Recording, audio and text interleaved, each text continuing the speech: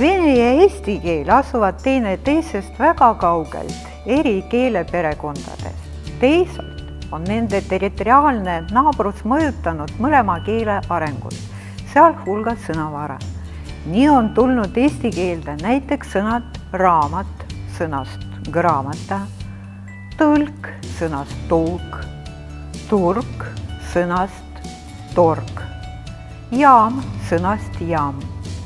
Kusjuures vene keeles see sõna peaaegu kadunud. Nüüdseks kohtame seda vaid kirjandusteostes ja vene romansidest. Ka vene keeles on sõnu, mis on laia kasutuse jõudnud just eesti keelest. Mõisa sõnast mõis, rabarbar sõnast rabarber, saika sõnast sai, kilka sõnast kilu. Tänapäeval leidub üsna palju vene ja eesti keelest üle võetud sõnu noorte slängis, dialektides ning kõne keeles.